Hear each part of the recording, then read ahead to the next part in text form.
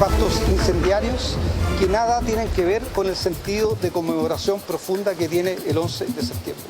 Ellos no concurren a manifestar, no concurren a conmemorar, concurren a cometer hechos criminales y delictuales que rechazamos. Y en ese contexto decir que ayer hubo 27 personas detenidas por alteraciones del orden público o por el uso de artefactos incendiarios. Lamentablemente hubo 8 carabineros lesionados, como ya es público, uno con un impacto balístico en un tobillo, 2 civiles lesionados, hubo 18 vehículos policiales dañados, 4 cuarteles de la policía de carabineros atacados y lamentablemente todo Chile fue testigo de saqueos. Hubo 10 que se produjeron en el contexto de la comisión de hechos delictuales que lamentamos profundamente. Hoy día la División Jurídica del Ministerio del Interior está recopilando todos los antecedentes para durante el transcurso del día proceder a querellarnos en todos aquellos delitos que son considerados graves. Por lo tanto, hoy día esperamos querellarnos con el objeto de perseguir las responsabilidades respecto a los delitos cometidos el día de ayer. Quiero decir también como hecho grave que solo en el contexto del lanzamiento de artefactos explosivos en contra del personal del control de orden público de carabineros se contabilizaron el lanzamiento de 150 bombas Molotov. Nos parece un hecho gravísimo. El lanzamiento de una bomba Molotov coloca en riesgo la vida de las personas. Es un hecho grave, intolerable y evidentemente respecto a esos hechos nos vamos a querellar. Subsecretario, las personas que están detenidas ¿por qué hechos, pensando en las querellas que ustedes están pensando, que están trabajando, podrían ser contra personas en específico, contra quienes resultan responsables? Buscamos fundamentalmente presentar querellas contra personas específicas y en este caso contra las personas que están detenidas de acuerdo al tipo de delito que se hayan cometido.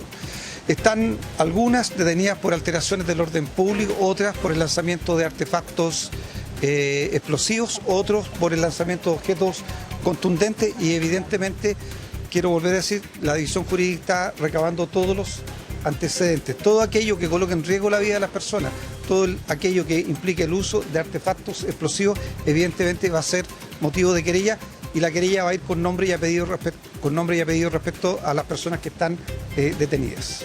Subsecretario, aprovechar de preguntarle respecto a estas encerronas que se han registrado en los últimos días. En 24 horas se registraron 3 muertes en autopistas, en Talcahuano, en Santiago. Si nos puede comentar información respecto a este tema y bueno, ¿qué les parece el incremento de este tipo de delitos? Sí, primero decir que lo hemos dicho una y otra vez, al 31 de agosto de este año hay en Chile 603 homicidios. Usted relata los homicidios que se han cometido en el contexto de las encerronas, pero en Chile al 31 de agosto se han cometido 603 homicidios. Es una cifra altísima, es una cifra que golpea. Estamos en cifras similares en materia de homicidios a lo que ocurría el año 2020.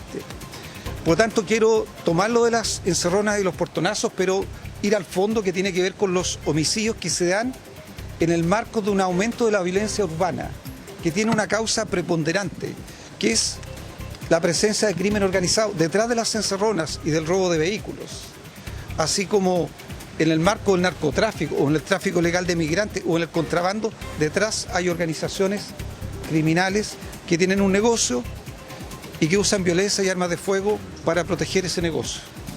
En el caso de las encerronas, en particular, como ustedes saben, se le encargó al subsecretario de Prevención del Delito llevar y coordinar un plan.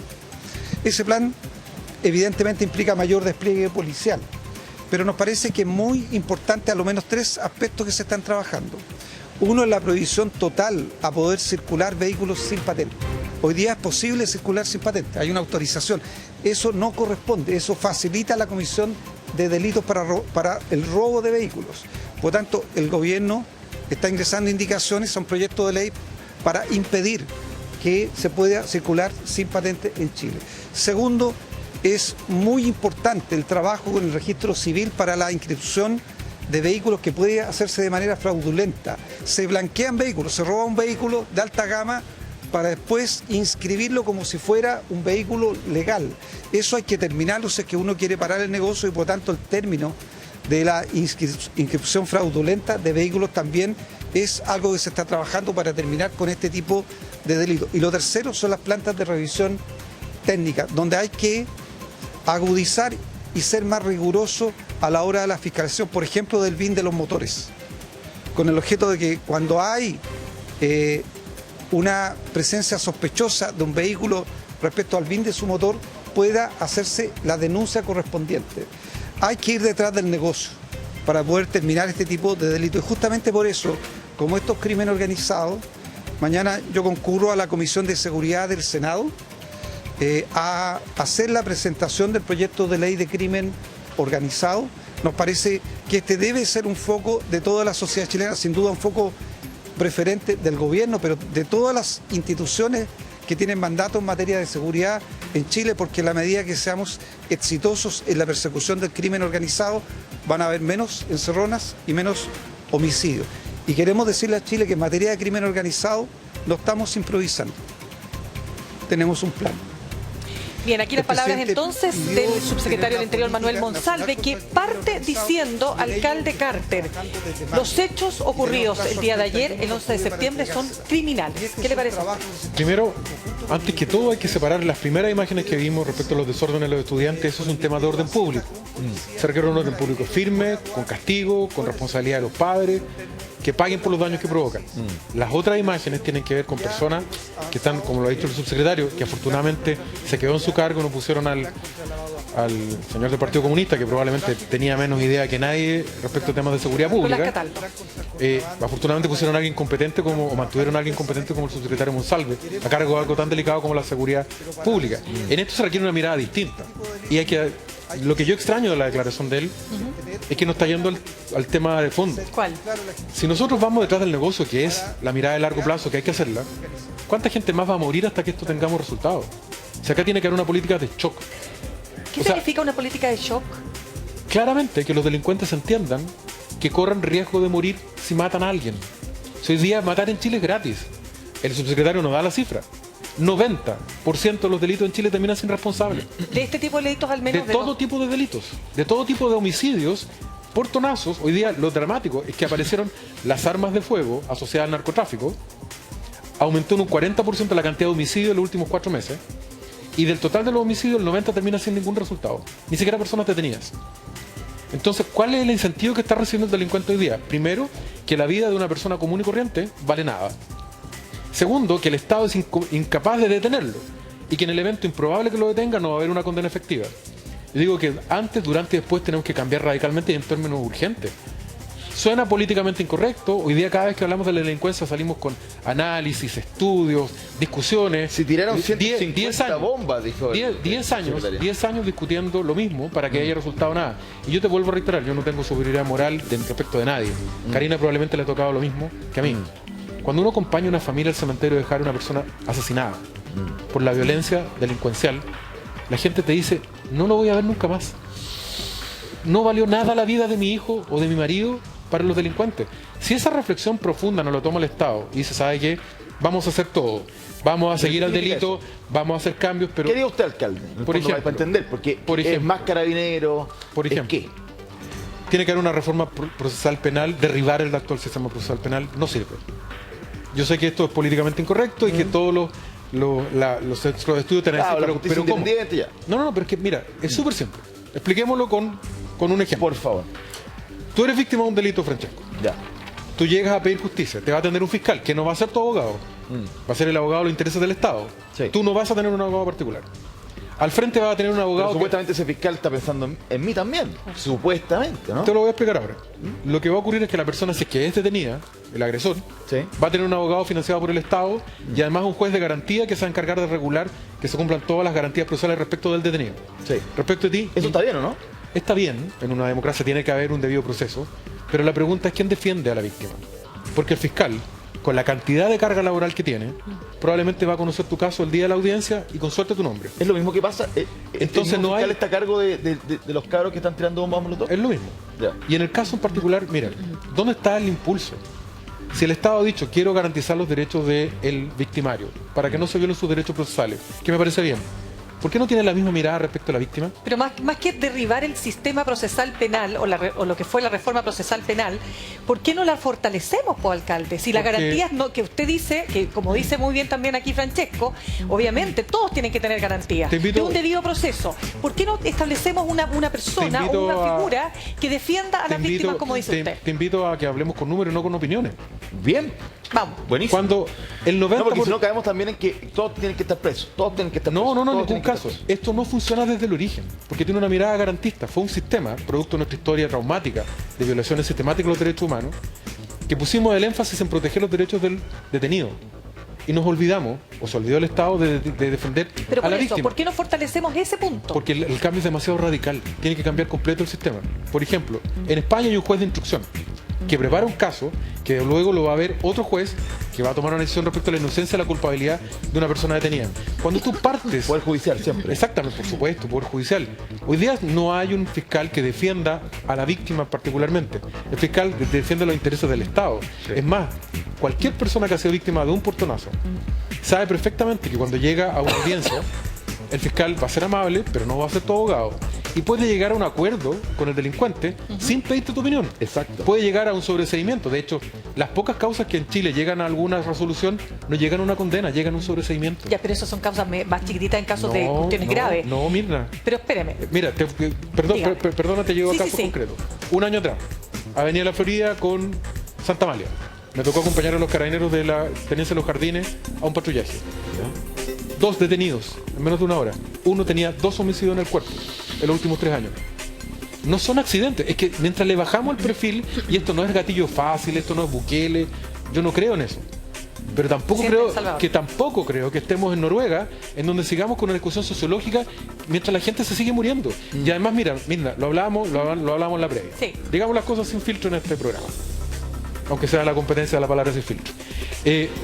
Mira, si no los demócratas no nos ponemos firmes para defender el cumplimiento de la ley, va a llegar un populista extremista que le va a ofrecer a la ciudadanía mano dura sin libertad. Y ese sería el peor de los mundos. Sería el peor de los mundos. Alcaldesa, aquí ha puesto en énfasis el alcalde que aquí falta, yo no sé si lo estoy interpretando bien, alcalde, mano dura. Eso es lo que usted dice, en otras palabras. Falta mano dura, tiene la capacidad este gobierno. ¿Qué es mano dura? ¿Y qué es mano dura? Porque la mano dura siempre se ha interpretado como una cuestión como que... Porque tomar los detenidos... Como que todos presos, todos detenidos, etcétera. En fin, y estamos de acuerdo que falta más justicia, menos impunidad. Pero ¿qué es lo que falta, de acuerdo a lo que usted ha visto?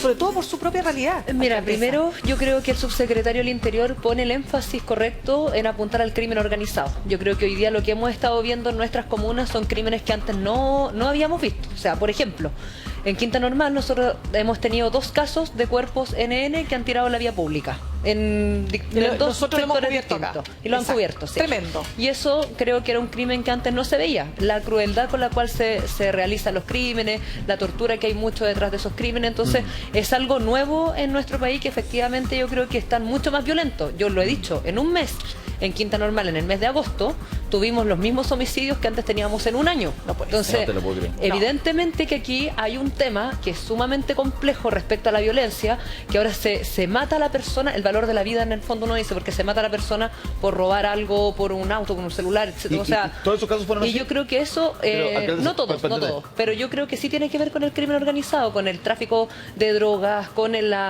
porte ilegal de armas que es indiscriminado. Hay varios estudios que hay muchas de las armas que están circulando son legales, que se dan por perdidas, por ejemplo. Entonces, yo creo que acá se pone bien el énfasis. Murieron porque les dispararon, para entender, este mes de agosto tan terrible. Estos casos que usted dice que son de un año, se juntaron en un mes. Son casos muy complicados, pero asociados a delincuencia común, algunos que terminan en homicidio. Pero esos homicidios, ¿cómo son? Para entender. Son complejos, yo no sé si cómo detallarlo en un matinal, pero son complejos. No, o sea, me refiero a que estamos hablando de armas de fuego, estamos hablando de qué. Estamos hablando de sicariato, estamos hablando de crimen por encargo, estamos hablando de ajuste de cuenta, ¿de qué estamos hablando? Hay varias que están en investigación, pero por ejemplo, en una riña dentro de una discoteca hubo un doble homicidio, producto de la riña que hubo dentro de la discoteca. Otro caso, alguien salió a defender un tema de violencia intrafamiliar y estaba parado y llegó alguien y lo por mató. eso Entonces, al final, por lo que dice Karina, justamente la explicación que da el subsecretario va en la línea correcta, pero no es completa.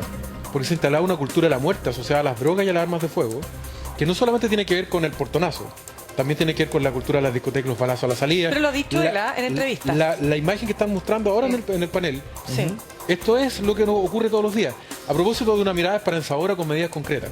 De nuevo, y en la mejor onda, Karina, al presidente de la República, que cumpla lo que dijo en marzo. La mesa unitaria primero un pacto nacional contra la delincuencia. Y, por ejemplo, que yo no sé si eso a las personas les hace sentido. No, es que tiene sentido. Porque las personas escuchan gran acuerdo nacional, pero el presidente Piñera dijo cuántas veces hagamos un gran acuerdo nacional. Mira, de nuevo, el presidente a las Piñera, personas comunes y corrientes. el presidente Piñera ya es parte de la historia. Sí, pero lo dijo. Pero también partió con él de estos hechos. No partió con él en estricto rigor, pero lo hizo muy mal. No, pero no se abordó. Si también hoy día lo que estamos viendo es rebote de lo que lee lo que estoy diciendo. Sí, Piñera lo hizo muy mal. Igual que tu presidente. Muy mal. Pero si mi presidente lleva y el punto es el siguiente. Mientras se echan la culpa unos con otros, no llegamos a ninguna conclusión.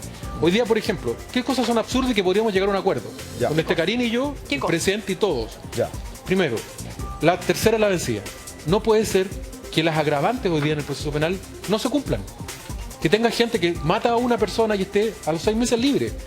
Si tú has cometido un homicidio, no puedes estar libre si cometes un segundo homicidio. Debe haber presidio perpetuo efectivo. Corta. Punto. Ya. Si utilizas a un niño... Está bueno, porque eso es concreto. Si utilizas a un niño, ¿cómo no nos escandaliza todo? Ayer ustedes en el canal hicieron un reportaje respecto a los niños en el Sename. Todos los que hemos vivido esa experiencia nos damos cuenta que todos hablan de los niños. Sí. Y los dejamos abandonados durante años en instituciones, no se facilita la adopción y cuando quedan en la calle los tratamos como delincuentes. ¿Quién castiga a los que usan a los niños hoy día como sicarios? ¿Por qué para un adulto que usa a un niño debería también pagar con presidio perpetuo efectivo?